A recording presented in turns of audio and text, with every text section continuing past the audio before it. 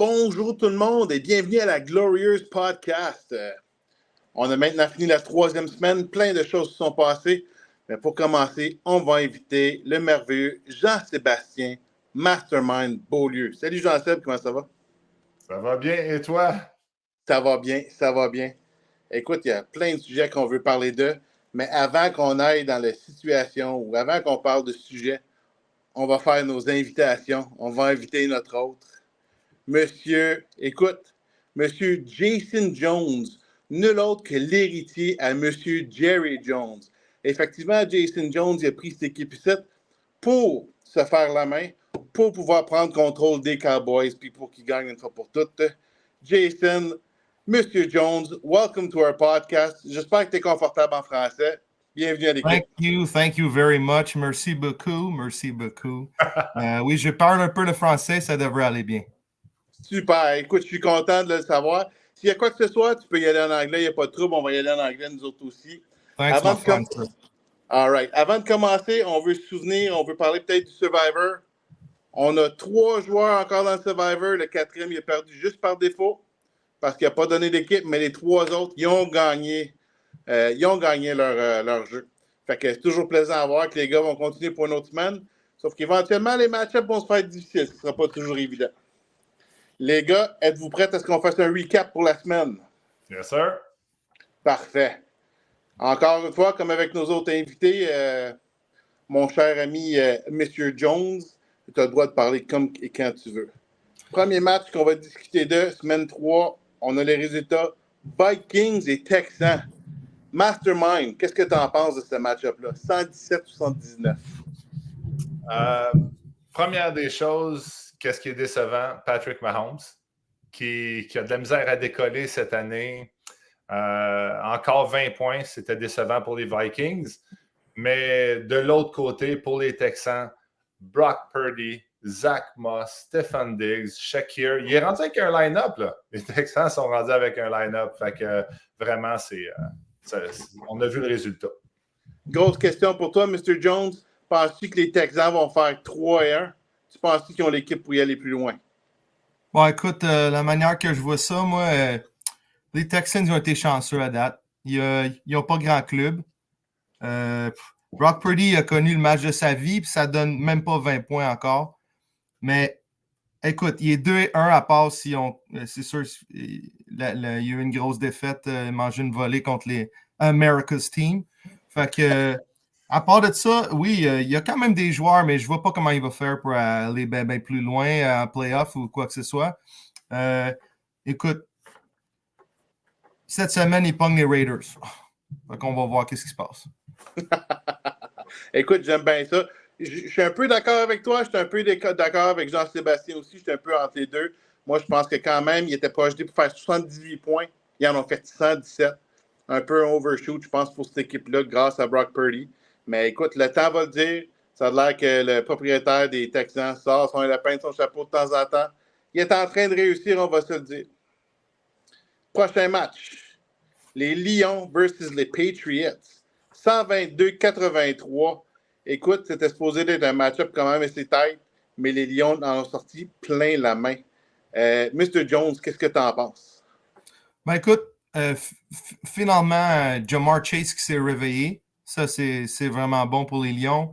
On attendait de voir ça. Les Bengals sont 0-3, puis Ja'Marr Chase, ben, il s'en fout. Lui, il joue pour le contrat.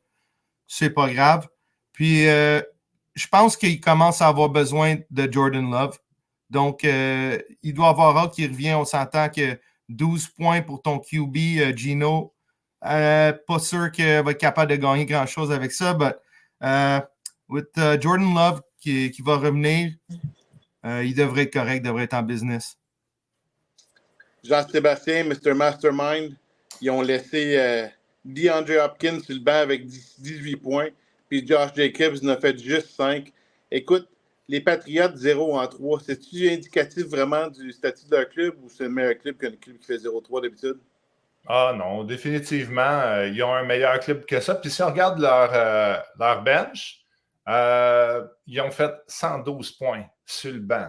Donc, c'est sûr qu'il y a deux QB qui ont produit, mais il reste encore là DeAndre Hopkins, Deontay Johnson. On a vraiment quand même, il y a de la profondeur là, sur le banc, en plus de ces blessés qui vont revenir. Et pour ce qui est des Lions, ils ont eu un des meilleurs repêchages. Et ça a paru à Aaron Jones qui a été cherché tard et à Mary Cooper. Puis ça paye. À Mary Cooper, il ne l'a pas fait jouer, mais je pense qu'il va se reprendre dans les prochaines semaines. Okay. C'est sûr que, si je peux rajouter quoi, c'est sûr que quand tu es les Patriots puis tu commences la semaine de jeudi avec -1 grâce à M. Ramondre Stevenson, ben la semaine va être longue puis c'est ça qui est arrivé. Écoute, that's a great point to bring up. 100% d'accord avec toi. Quand ça a commencé comme ça, c'était une bataille pour monter la côte. Moi, je pense que les Lions vont être à watcher s'ils se rendent en finale. S'ils se rendent en finale, si MC revient, il y a des grosses chances de causer des surprises à ce niveau-là. Prochain match, Titan Commander. Une équipe qui finit 3-0, l'autre équipe qui finit 0-3. Les notes par rapport à ce match-là, on va y aller avec M. Jones en premier. Qu'est-ce que tu en penses? Ben écoute, comme on peut voir, tout va à merveille pour les Titans. King Henry qui est en feu l'autre soir. Il a complètement pris le contrôle du match. Puis finalement, Garrett Wilson, qui est aussi, lui, comme Ja'Marr Chase, s'est réveillé, puis il a scoré un touchdown avec Aaron Rodgers. Écoute, Kincaid était sur le banc cette semaine. C'est sûr qu'on va le voir dans son line-up semaine prochaine. Isaiah Likely, 0 points. Écoute, ça ne va pas continuer comme ça, c'est sûr. Et il va falloir qu'il fasse quelque chose.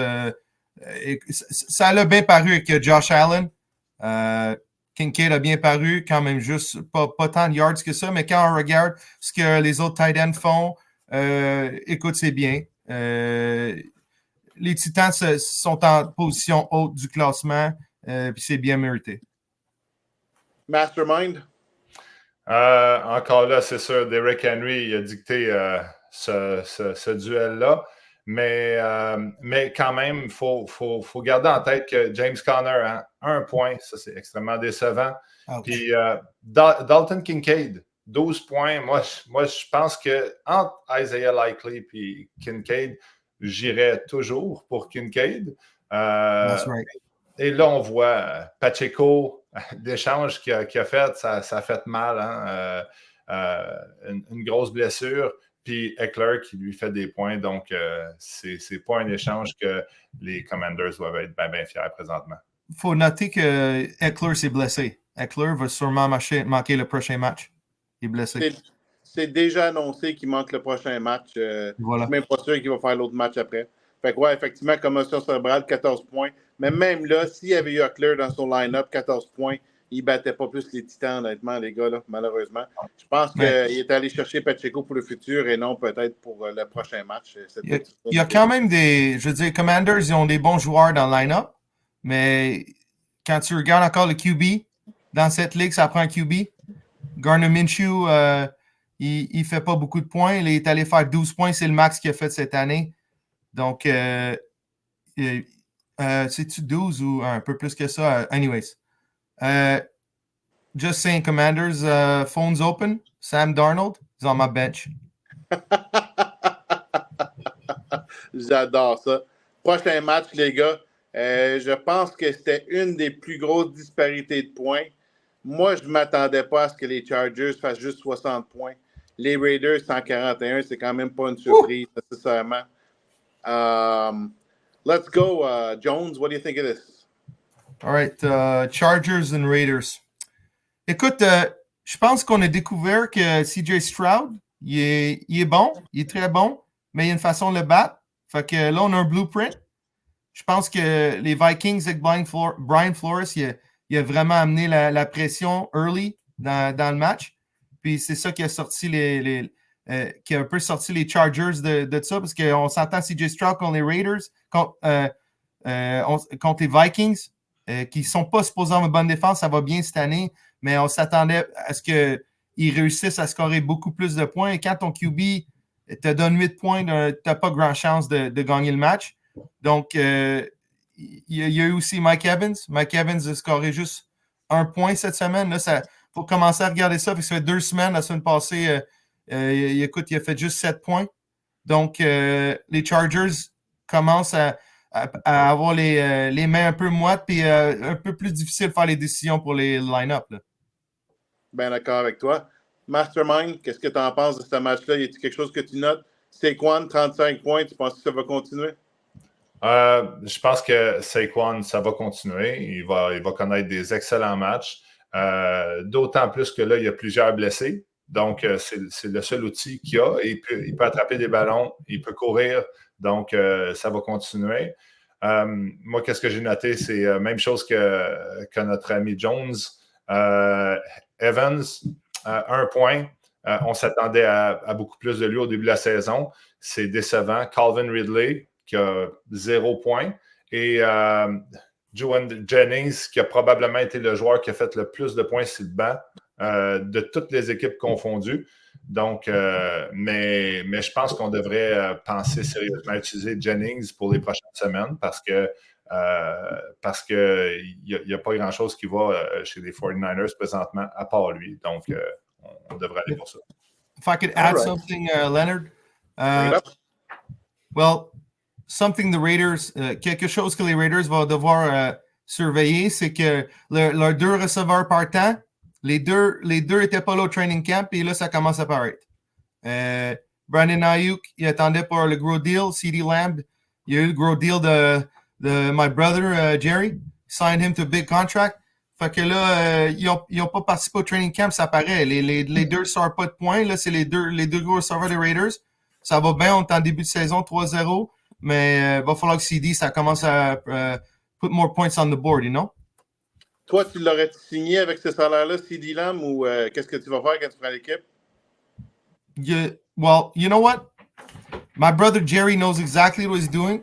He's trying to not win championship because he wants me to win it. So I would have signed CD if I was there, but I'm not sure about Dak. That's another question. Okay, I like the answer. I can live with that. Prochain match-up, l'autre blowout de la semaine, 49ers 112. Ça ne devrait pas être un blowout quand tu fais 112. On se l'accorde toutes, là. Puis les Cowboys 173. Monsieur Beaulieu, qu'est-ce que tu en penses? Moi, j'ai pensé à Mark Andrews. Là, on devrait vraiment commencer à s'inquiéter pour lui. Ça ne produit juste pas présentement. Puis c'est pas juste une blessure qui s'est faite au début de la saison. À ce qu'on comprend, là, il y a vraiment quelque chose qui se passe avec lui. Donc, est-ce que c'est le temps de peser sur le bouton panique? Je pense qu'il est peut-être trop tard. Il a peut-être manqué une occasion de faire un échange, mais qui sait, peut-être ça va revenir, on l'espère. Et là, on voit tout le génie en arrière. Neighbors, ça a été vraiment un bon choix au repêchage parce qu'il continue de produire en fou. Mais quand même, si je serais les 49ers, je serais encouragé par ce qui s'est fait sur le banc. Vraiment, il y a quand même une belle profondeur cette semaine, 97 points sur le banc, juste 11 points faits par un QB. Le restant, c'est tout par ces différents running back et wide receiver. Donc, c'est pas désespéré son cas, c'est juste de faire les bons choix pour les bons match-ups. Et encore là, Chuba Hubbard, on commence à penser que lui, il va devenir un RB1 avant longtemps. Donc, on va falloir garder un œil sur ce bon running back-là. OK. Monsieur Jones. Là, c'est là que j'avais un petit spécial pour vous, les gars. OK, vas-y. OK? Take 2 minutes. All right, j'ai un petit quiz pour vous. Essayez de deviner qui est le joueur. OK? Il a été drafté en 2017. All right? Okay. Même année que Mitch Trubisky, Christian McCaffrey, Deshaun Watson. Il a joué pour Texas Tech au college. Attendez que j'ai fini, OK? Si vous avez la réponse. Il a la voix d'un personnage connu dans l'émission The Muppets. All right? And very interesting stat. Il a scoré 20 points seulement dans seulement 17,6% de ses 17 derniers départs. Donc, on parle de pas beaucoup de points dans beaucoup de départs. C'est quoi votre guess, les gars? Patrick Mahomes. Leonard? Écoute, ça fait pas assez longtemps que je suis de football. Si Tu l'as dit, Patrick Mahomes. C'est ça que j'ai entendu. Patrick Mahomes, letter, you got it. C'est bon, JS aussi, Patrick Mahomes, oui, exactement. On pensait pas que ça serait lui, mais là, ça va pas bien. Fait que c'est fini. Patrick Mahomes not QB1 anymore. You know who's QB1? Sam Darnold. On America's team, Josh Allen, that's who. All right. Ah, OK. Je pensais que tu allais essayer de te passer un trade avec Sam Darnold. Non, jamais. Ben, peut-être. Ben, écoute, Sam Darnold fait plus que 20 points dernièrement. So, oui, oui, juste vraiment. pour dire, Josh Allen, lundi soir, il n'a rien qu'il pouvait rien faire. La défense n'existait pas. Il jouait contre des high school kids. Donc, il a distribué le ballon à Shakir, Cook, Keon Coleman. Everyone got the ball. C'était comme dans le cours d'école, là.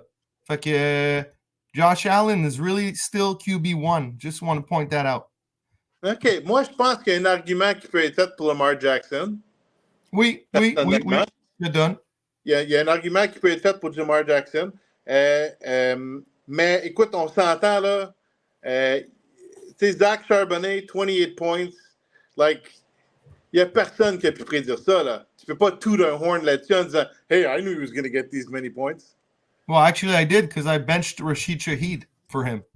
So, I benched Rashid Shaheed all of last year.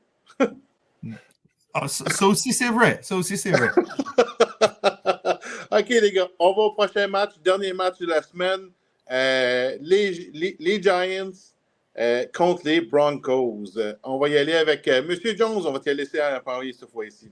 Écoute, je n'ai pas grand-chose à dire sur les Giants, à part James Cook is still on fire because he plays with the best quarterback in America, Josh Allen. Puis, écoute, quand ton kicker, Brandon Aubrey, c'est ton deuxième meilleur joueur sur ton line-up, peut-être faudrait réviser quelques trades, faire quelque chose, penser peut-être un peu à l'année prochaine. OK. Mastermind, qu'est-ce que tu en penses? Moi, encore là, la chose qui a attiré mon intérêt, c'était Travis Kelce. 5 points. C'est vraiment une grosse déception pour ce qui a coûté à toutes les équipes qui l'ont repêché. Là. C'est très difficile. Mais félicitations quand même pour...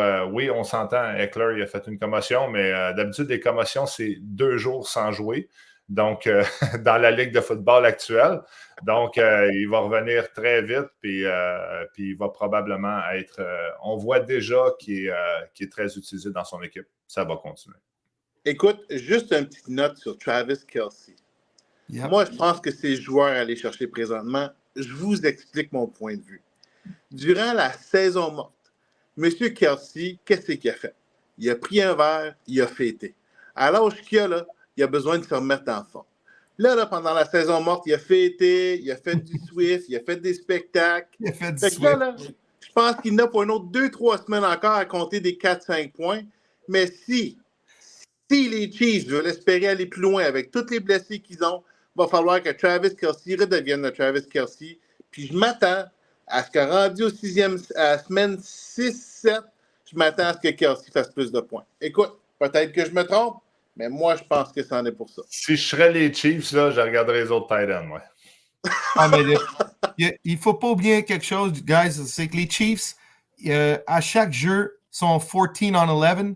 They got 2 line judges and 1 referee on their team. So they're good, guys. Don't worry about it. Everything is golden, c'est ce qu'on dit, hein? Écoute, on sait, M. Jones, je ne veux pas te faire de pique ni de pointe, mais on sait que tu as une partie prise pour les Cowboys. Il va falloir qu'on va croire dans les Cowboys les journées que les Cowboys gagnent. Perfect. I love to be doubted. All right, that's good. OK, on y va avec Monsieur le Mastermind. Monsieur le Mastermind, tu as fait venir Monsieur Jason Jones parce que tu voulais poser une couple de questions. Je te laisse la parole. Oui, j'ai vraiment aimé voir l'échange. Nico Collins, Brian Thomas Jr., une première, une 6. C'était un échange qui impliquait beaucoup. Et c'était un bon échange, j'ai trouvé, pour les deux équipes, ce qui m'a fait penser justement au sujet de la semaine, là, comment est-ce qu'on peut faire de bons échanges. Mais j'aimerais en premier avoir ton point de vue, Jason Jones, sur cet échange-là. C'est quoi qui t'a passé par la tête pour lorsqu'il est venu le temps de faire cet échange-là? Là? Comment ça s'est passé? Écoute, je vais t'expliquer. Nico Collins, ça fait depuis le draft que I've been watching him. Puis, le talent était là. Ça ne fonctionnait pas avec plein de garbage QBs. Fait que là, finalement, CJ Stroud est arrivé. Il était capable de prouver à tout le monde que he's the best wide receiver on that team. Puis, il l'a montré depuis le début de l'année. Tout le monde parlait de Tank Dell. Tank Dell doesn't exist right now. Puis, Nico Collins il est le numéro 1 avec les Texans. C'est obvious. Écoute, je voulais faire un move now. Je ne voulais pas attendre plus tard parce que la valeur elle a juste monté. Puis, j'ai pas niaisé. J'ai offert a first. I'll tell you right now, j'ai offert a first and an eighth. And owner wanted to take it. Il voulait prendre l'échange. J'ai senti une hésitation. J'ai envoyé la 6e tout de suite. Pas le temps de niaiser. Trying to win right now. You play to win the game, right? So, Herm Edwards. So, écoute, je niaise pas. Quand je vois un joueur que je veux, je vais le chercher. Puis, j'additionne ça à mon équipe. Puis, on va voir. Écoute, je peux pas être perdant si, au pire, il finit égal à Brian Thomas. Brian Thomas, c'est another one que j'aime vraiment. Ça me faisait de la peine de laisser partir, but pour Nico Collins, and now I have another number 1 avec Malik Neighbors. So, je pense que j'ai mon équipe. Écoute, au moins pour cette année, next year, I can make a run. Je peux commencer à penser à faire des moves. Sans 2 stud wide receivers, j'étais pas confortable. Donc, j'ai parlé avec mon frère. Puis mon frère a dit, oui, vas-y, go. Get Nico Collins and don't do like I do. Don't be a chicken. You know what? And that's what I did. Ça, j'ai fait. Oui, puis en passant, c'était de qui l'idée, Brian Thomas Jr.? Parce que moi, c'est aussi un joueur que je trouve très bon, très prometteur. Donc, c'est-tu toi qui as emmené Brian Thomas Jr. pour influencer la décision des Vikings ou c'est lui qui en a parlé? Écoute, c'est pas compliqué. Quand j'envoie un offre, je veux faire plaisir à l'autre équipe aussi. Je pense pas juste à my team, qu'est-ce que mon team va avoir sur paper. Je check ce que lui essaie de faire avec son équipe et lui, il essaie de rebâtir son équipe. Il va avoir une meilleure équipe l'année prochaine. Et Brian Thomas Jr. next year, il va avoir plus de chemistry avec T-Law. Puis, je pense qu'il va être peut-être pas aussi bon que Nico Collins, mais on his way de devenir Nico Collins. Puis honnêtement, c'est moi qui ai offert Brian Thomas. Why? Parce que I didn't want to beat around the bush and offer an old player to a team that's rebuilding. Fait que c'est ça, j'ai offert de quelque chose que je savais qui faisait partie du plan de match aux Vikings. Ouais, mais il faut que je prenne une note, par exemple, parce que Vikings turned around and flipped Brian Thomas Jr. for Rashee Rice. Amazing trade. Now, Brian Thomas, 12 points, 10 points, 7 points. Rashee Rice, 13, 16, 23. Alors, on peut-tu donner des points à notre ami Jordan, hein? Parce que, écoute. Non, c'est James. C'est James qu'ils allaient chercher? Yep. Bon. Rashee Rice. Non, c'est James. Well, James a tradé Brian Thomas à Curtis pour aller chercher Rashee Rice. Pour le pair. Mais il ne faut pas oublier qu'il a pairé le stack avec Patrick Mahomes. Puis, en plus de ça, il est allé chercher une choix de 3e ronde. Ouais, c'est excellent trade. Oui, ça aussi, c'est un excellent trade. Ça, je suis bien d'accord. Puis, les deux côtés. Ouais, Brian Thomas Jr., c'est 6 pieds 2, 209 livres. Donc, ça va être un wide receiver à regarder. Un autre Metcalf, ça va être un autre joueur qui va être un joueur d'impact l'année prochaine, définitivement. Je pense qu'on peut tous s'entendre quand on regarde des trades de même allée, même si on n'est pas impliqué, ça rend le fantasy football 2 fois plus agréable. That's what it's all about. Oh, it makes it so much fun to watch. Là, on va passer à notre prochain segment. Mastermind Beaulieu a fait des recherches, a fait ses devoirs, puis il va nous discuter des 7 conseils pour mieux préparer nos échanges. Mastermind, je te laisse la parole. Oui, dans le fond, avec cet échange-là en tête, ça nous fait vraiment comprendre l'importance de bien examiner la façon que nous, on fait nos échanges pour avoir le plus de succès possible. Premièrement, c'est quoi notre objectif? Dans le fond, comme le dit Jason, on ne veut pas faire un échange toujours dans le but d'obtenir, obtenir, obtenir et rien donner. C'est de se demander c'est quoi j'ai besoin. Et c'est quoi que l'équipe elle a besoin. L'équipe avec qui je veux échanger, c'est quoi qu'elle a besoin. Donc, des fois, si on a besoin d'un running back et que l'équipe avec qui on veut échanger, elle en a, ben, des fois, on peut être obligé de donner un wide receiver qui a plus de valeur parce que notre line-up, c'est ça qui est le plus important. Donc, il faut se rappeler l'objectif de l'échange. Deuxième chose, c'est comprendre la valeur du joueur par son propriétaire. Dans le fond, c'est important de comprendre comment l'autre propriétaire voit son joueur. Hein? Et pour comprendre ça, il faut qu'on regarde, est-ce qu'il le met sur son line-up ou il est sur son bench? Et on ne veut pas envoyer des offres là, immédiatement sans savoir, en fonction de ce qu'un joueur vaut, mais plutôt déterminer ce que le propriétaire croit que son joueur vaut. Donc, ça va nous aider, deuxièmement, à faire une bonne offre d'un échange de cette façon-là.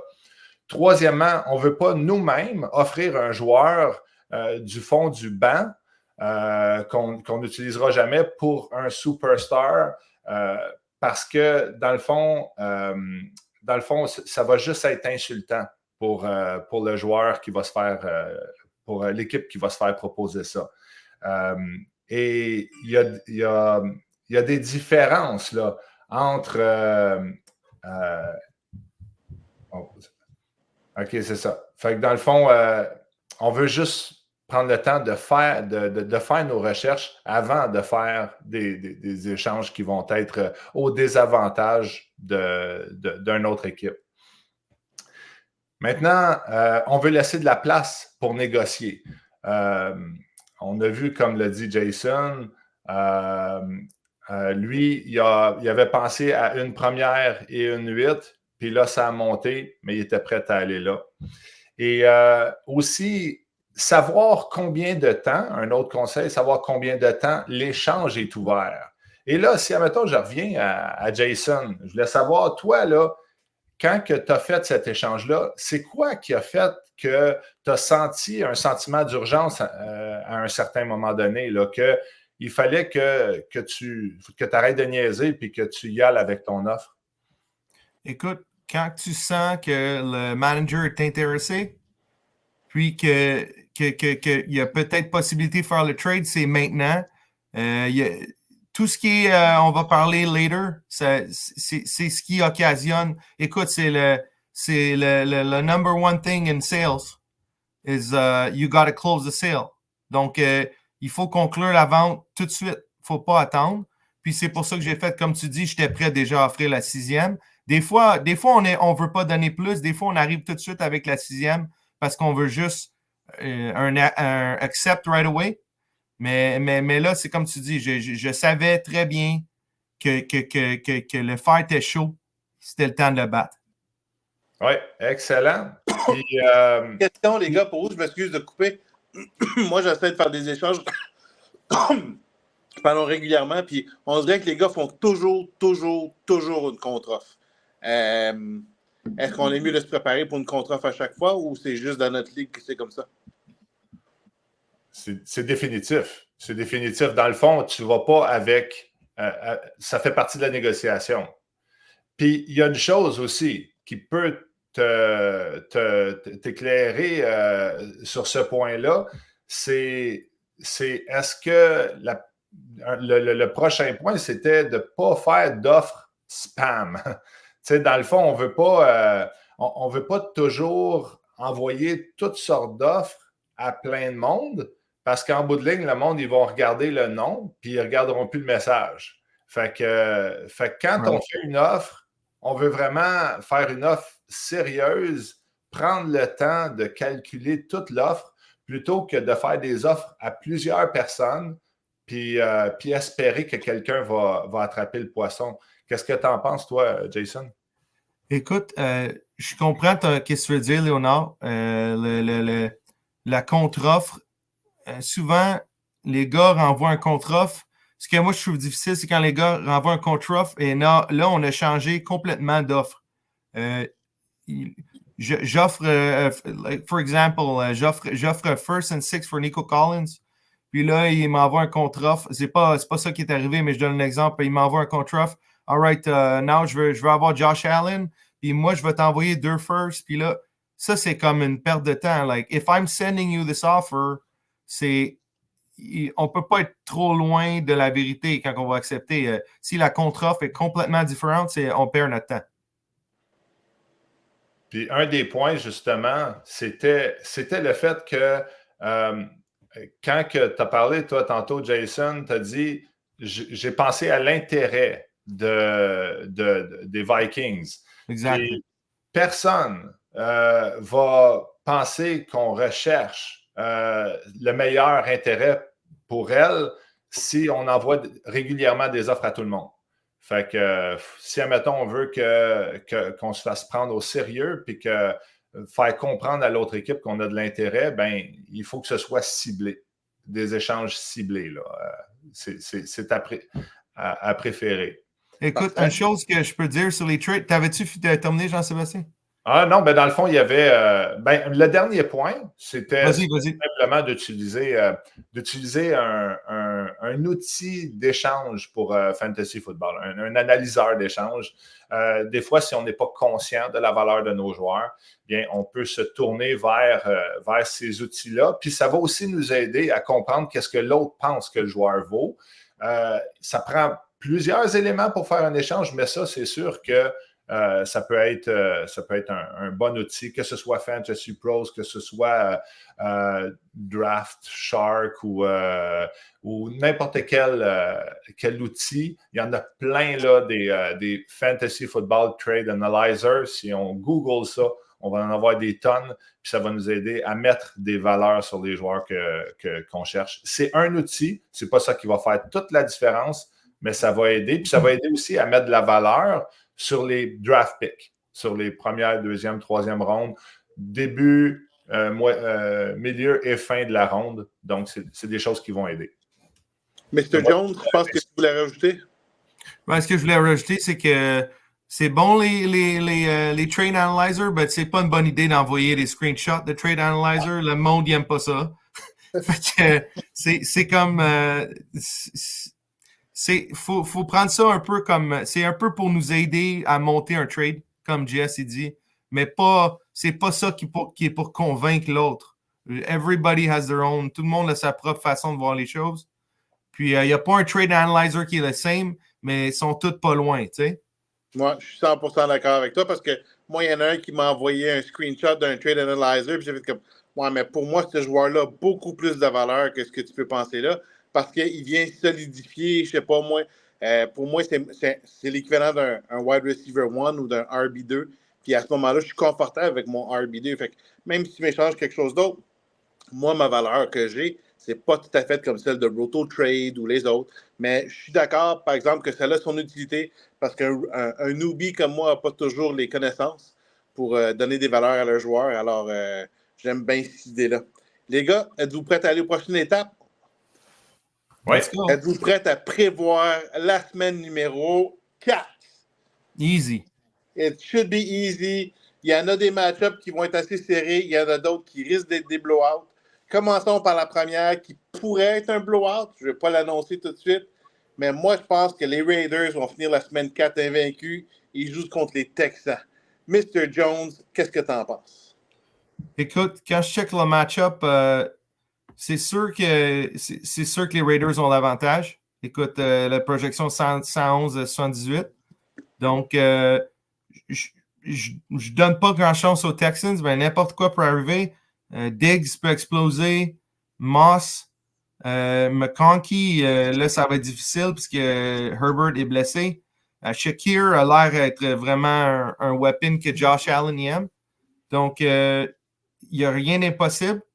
Mais à moins que les Cowboys sortiraient four picks contre Daniel Jones et les Giants, je ne vois pas comment ils vont réussir à battre le line-up de Raiders. Mastermind, t'en penses quoi, toi? Je pense pas que l'objectif des Texans cette année, c'est de toutes les gagner. C'est juste de bien se positionner. Peut-être de faire quelques échanges, d'aller rechercher une coupe de pick pour l'année prochaine. Et ça, il est en train de bien le faire. Mais ce match-là va aller aux Raiders, c'est sûr. Hey, les gars, j'aime bien votre analyse à tous les deux. Le prochain match risque d'être un petit peu plus serré. On parle des Titans versus les Lions. Mastermind, je te donne la parole. Ça va être un beau match serré. J'aime beaucoup ce que les Lions font avec leur équipe, mais je donne cette victoire-là aux Titans. Mr. Jones? Écoute, pour moi, je regarde dans le line-up des Lions, il a déjà mis Jordan Love there. Il y a beaucoup d'espoir que Jordan Love va partir, mais si le coach est half smart, il ne va pas mettre Jordan Love contre les Minnesota Vikings this week parce qu'il va perdre Jordan Love pour le reste de l'année. So, j'aime vraiment Henry contre Buffalo et St. Brown contre Seattle. Et puis, je pense que Jordan Mason va se remettre en marche contre les Patriots. Fait qu'on donne tous les deux encore la victoire aux Titans. C'est bien ça? Yep. Cool. Next matchup, boys. Giants, Patriots. Est-ce que les Patriots vont sortir leur première victoire de la saison contre les Géants? Vas-y, Jason. All right. Je pense pas que Ramondre va faire -1 again this week. So, je vois vraiment, je pense que Josh Jacobs, malgré que Minnesota a une grosse défense, je pense que Josh Jacobs va avoir le ballon beaucoup, va avoir un gros match.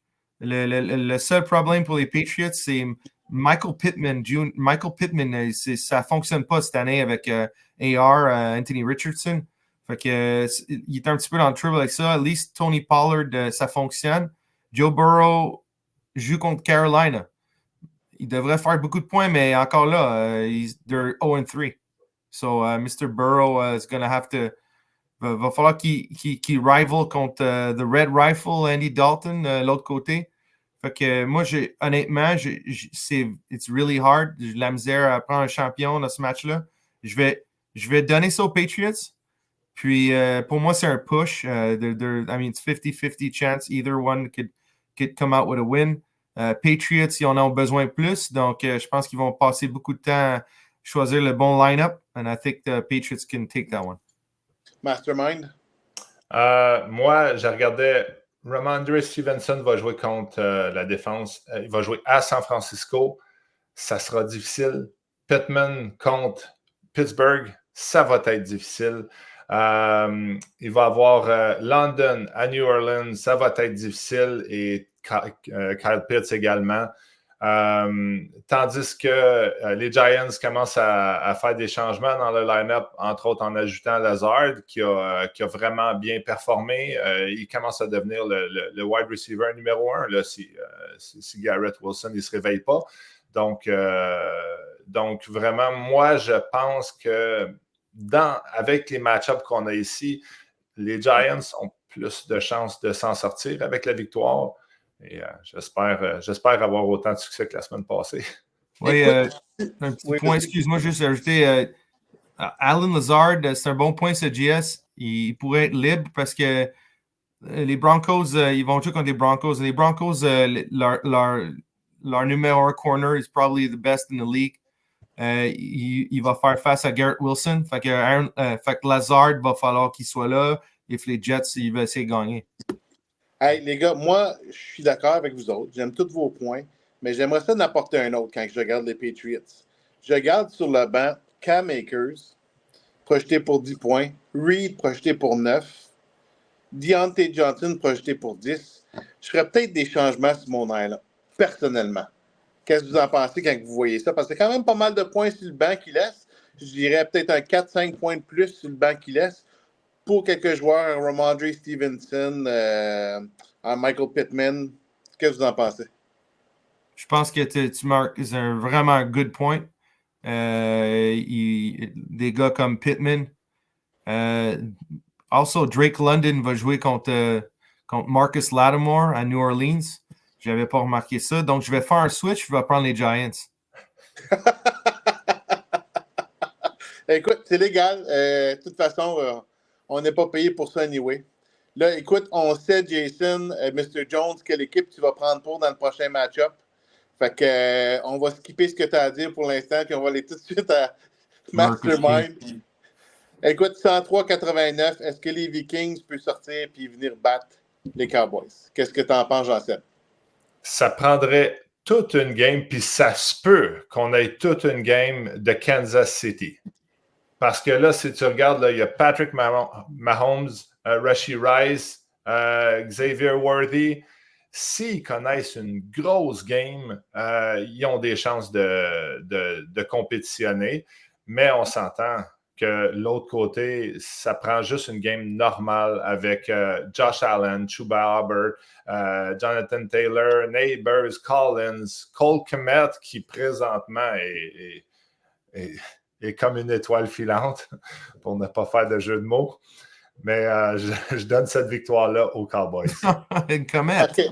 Right. Now, guys, Mr. Jones, I'm not going to ask you if you think you're going to win. I'm not going to ask you for that analysis. What I'm going to ask you is, do you think, penses-tu que les Chiefs peuvent sortir contre les Chargers, puis comme ça, les Chiefs vont faire beaucoup de points, et à ce moment-là, les Vikings pourraient leur donner une chance? Penses-tu qu'ils ont une chance contre les Chargers de faire ça, les Chiefs? Si je te fais une analyse vraiment pas biased, je te dirais que Mahomes contre les Chargers, si Herbert peut jouer, ça va les aider, mais je pense pas que Herbert va jouer. Je pense qu'on va voir Taylor Heineke contre at least, au moins c'est à LA la game. But moi, je pense que ça va être trop facile au sol. Les Chiefs n'auront pas besoin de scorer beaucoup de points. Donc, je pense qu'on ne va pas voir beaucoup de Mahomes. Donc, ça ne regarde pas bien pour les receveurs. OK. J'aime bien ton analyse.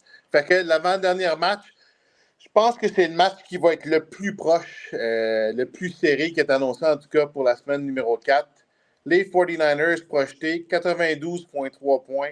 Les Chargers 93,7.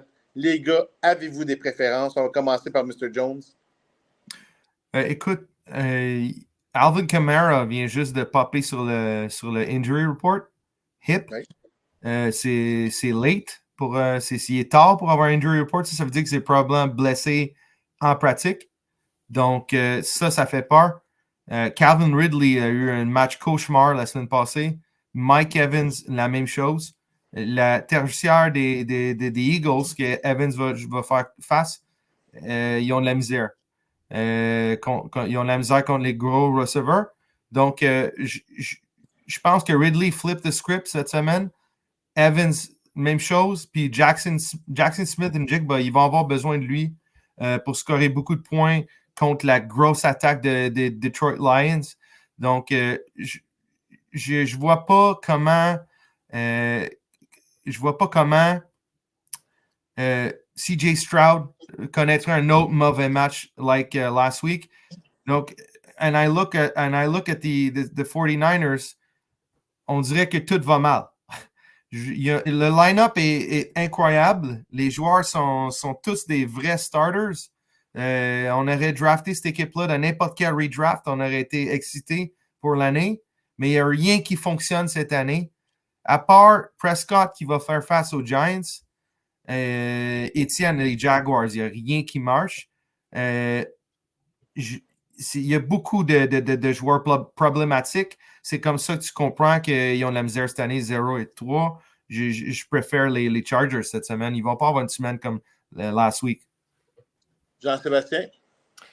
Moi, je vois, il y a quelques points que je suis d'accord, mais il y a deux choses que je pense qu'ils vont jouer cette semaine. Je l'espère. J'aime toujours ça quand ça fait une différence. J'espère ne pas me planter, mais Montgomery puis Metcalf, les deux vont jouer un contre l'autre, puis les deux sont dans leur meilleure dans leur meilleure position. Montgomery contre Seattle, Détroit devrait faire plus de points. Donc, ils vont courir avec le ballon, puis Montgomery va passer son temps à courir. Ils vont garder leur avance. Et Metcalf, c'est le contraire. Du fait que les Lions vont avoir une avance, les Seahawks vont être obligés de lancer le ballon, puis Metcalf va produire beaucoup cette game-là. À ce que je pense, c'est là que ça va se jouer et je mets les 49ers gagnants. Écoute, le banc des 49ers, je parlais du starting lineup, même le banc des 49ers, tu as des joueurs comme Devontae Smith et Tank Dell, David Njoku. Il y a beaucoup de façons d'expliquer le 0-3. Je suis 100% d'accord avec toi, mais moi, personnellement, je vais choisir les 49ers. La raison que je prends les 49ers, la loi de la moyenne. It can't go bad all the time. Moi, c'est ce que je pense. Fait que je pense que les 49ers vont come out on top la semaine prochaine. Dernier match qui nous reste à analyser, les gars. Commanders versus Broncos. On y va avec M. Jones. As-tu une préférence dans ce jeu ici? Écoute, Daniel Jones, ça va bien là, avec Malik Neighbors. Donc, peut-être qu'il va connaître un bon match. Contre Dallas, donne des points à tout le monde présentement. James Conner ne va pas faire un point encore. Zay Flowers va falloir scorer des points contre Buffalo because Buffalo is going to score 45 points. Josh Allen's the best. Just want to add that. Puis, l'autre côté, tu as George Pickens, Travis Kelce, Justin Jefferson, number one wide receiver in the NFL, I just want to say. C'est le meilleur. He's the best. He can produce with any quarterback. Kyron Williams woke up, s'est réveillé la semaine passée. Breece Hall, amazing. Kyler Murray contre Washington, book 35 points on the score sheet. Not for Murray, I'm talking about for the Cards. So, je pense c'est vraiment difficile à choisir un vainqueur. J'imagine que les Broncos devraient gagner, mais j'ai envie de donner ça au underdog. Puis let's go Daniel Jones and let's go Singletary too. Let's go Giants. Wow! J'aurais donc dû m'en douter que tu ferais ça, juste parce que les Broncos, c'est mon équipe. Jean-Sébastien, qu'est-ce que tu penses? Les Broncos ont déjà été ton équipe. Es-tu prêt à prendre contre eux autres la semaine prochaine? Je pense que la caméra est buggy sur moi. Ouais, j'ai la même et voilà. On sait que t'es beau, là, mais à un moment donné, c'est comme tout, ça finit par écœurer. Vas-y, Jean-Seb, as-tu une préférence, toi? Ben, moi, définitivement, je m'en vais. Je vais aller pour les Broncos, mais une des inquiétudes qu'on peut avoir pour les Broncos, Tyreek Hill, qu'est-ce qui va arriver? Plus qu'ils attendent pour remplacer Tua, plus que ça laisse à penser que Tua va revenir cette année, même avec une horrible commotion. Il va peut-être sentir la pression de revenir, ce qui est vraiment pas bon, mais qui pourrait être bon pour Tyreek Hill. Mais en attendant, ça va être difficile de ce côté-là. Mais d'un autre côté, je pense qu'il y a trop de puissance du côté des Broncos pour donner ça aux Commanders présentement, malheureusement. Écoute, j'aime penser la même chose que toi. Au niveau de Tyreek Hill, écoute, ce qui est le fun avec un joueur comme Tyreek Hill, c'est que tout ce que ça prend, c'est une bonne passe, puis il décolle sur une course, puis il va te chercher une dizaine de points avec une course de 60 verges, puis une touchée. Là. Ce qui arrive avec Tyreek Hill. Vu qu'il n'y a pas de Tua, c'est que ça va faire en sorte que ça va être moins fréquent que ça pourrait l'être en temps normal. Mais Tyreek Hill a quand même une certaine valeur pour l'instant, puis on va voir ce que ça va donner. Je pense que les prochaines coupes de match-up, au moins les 2 prochains, ça devrait pas être trop pire avec Tyreek Hill dans le line-up. Je pense que rendu semaine 7, 6, 7, 8, quand on va jouer contre les Raiders, les Titans, il y a peut-être quelque chose à faire si la situation n'a pas changé d'ici ce temps-là. Écoute les gars, ça c'est pour les projections de la semaine. On vous remercie tous les deux d'avoir été là. C'est vraiment gentil. Mr. Jones, it's a great pleasure to have you on the show. Thank you for taking the plane. Thank you for meeting with us. Really appreciate You're welcome. You're welcome, sir. We really hope the Cowboys do well. We really do. And we only hope they lose in the finals. That's it. Je veux juste dire une dernière chose avant de partir. Merci beaucoup, les gars. C'est vraiment fun de faire ça avec vous. Puis, I just want to say, bless the Cowboys and Merkel's team and Josh Allen's best quarterback in the world. That's all. Nothing else. Super, merci beaucoup. Écoute, les gars, on a une couple d'annonces à faire avant de vous dire au revoir. Première chose, on veut s'assurer que ceux qui font partie du Survivor, on a 3 gars qui restent dans le Survivor. Si vous voulez donner vos prévisions, puis pas juste sortir du Survivor parce qu'il n'y a pas de prévision, on veut vous souvenir que cette année, c'est 80$ pour faire partie du Glorious Fantasy League. Si on veut pouvoir continuer, on n'oublie pas. Et puis, à partir de la semaine prochaine, le podcast aura juste lieu aux 2 semaines. Alors, ça va aller aux 2 semaines et ici, jusqu'aux semaines 13. Rendu la semaine 13, ça va pas mal être les finales, ça va être les playoffs. Fait que probablement qu'on va faire les gros efforts pour être avec vous à tous les semaines. Sinon, ça va être aux 2 semaines. Encore une fois, vous remercie toutes de votre participation. On va vous demander un thumbs up, on va vous demander un gros like, on va vous demander de vous abonner. Puis, on vous souhaite un joyeux semaine 4 à tout le monde, sauf aux Cowboys pour la prochaine semaine. All right. Ciao tout le monde. Good night.